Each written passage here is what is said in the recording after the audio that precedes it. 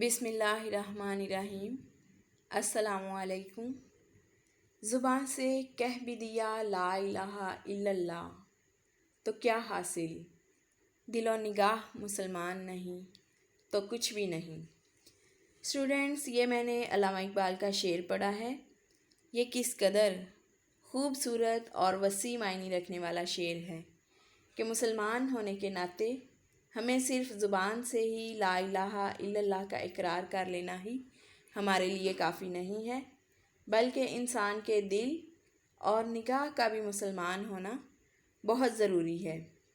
اور اسٹوڈنٹس، یہ دونوں ایسے اعضائے جسمانی ہیں کہ جن کی وجہ سے انسان گناہوں کا مرتکب ہوتا ہے۔ اسی لیے قرآن پاک میں غض بصر یعنی نگاہیں نیچی رکھنے کا حکم دیا گیا ہے۔ اور دل کے بارے میں آپ صلی اللہ علیہ وآلہ وسلم نے فرمایا کہ جسم میں خون کا ایک لوتھڑا ہے، اگر وہ درست ہو گیا تو سمجھو سارا جسم درست ہو گیا۔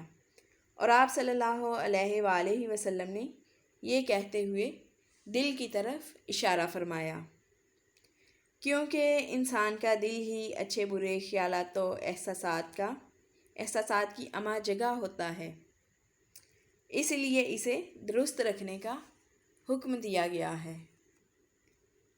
تو اسٹوڈنٹس، آج ہم اسی عظیم شاعر علامہ اقبال کی نظم جاوید کے نام پڑھیں گے، جو کہ لکھی تو انہوں نے اپنے بیٹے جاوید کے نام ہے، لیکن اس نظم کے ذریعے گراں قدر پیغام انہوں نے ہر مسلم نوجوان کو دیا ہے۔ تو اسٹوڈنٹس، چونکہ علامہ اقبال کی شاعری میں عربی اور فارسی کے الفاظ بھی بکثرت استعمال ہوئے ہیں، تو میں آپ کے لیے اس نظم کو ایک دفعہ پڑھ رہی ہوں تاکہ آپ صحیح تلفظ کے ساتھ اس نظم کو پڑھنا سیکھ جائیں۔ دیار عشق میں اپنا مقام پیدا کر، نیا زمانہ نئے صبح و شام پیدا کر، خدا اگر دل فطرت شناس دے تجھ کو، سکوت لالا و گل سے کلام پیدا کر، اٹھانا شیشہ گرانے فرنگ کے احساں، سفال ہند سے مینا و جام پیدا کر، میں شاخ طاق ہوں میری غزل ہے میرا ثمر، میرے ثمر سے میں لالا فام پیدا کر، میرا طریق امیری نہیں فقیری ہے، خودی نہ بیچ غریبی میں نام پیدا کر۔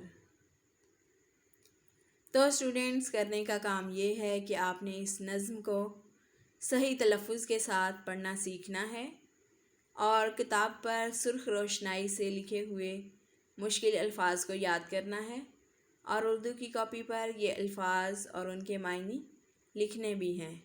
اللہ حافظ۔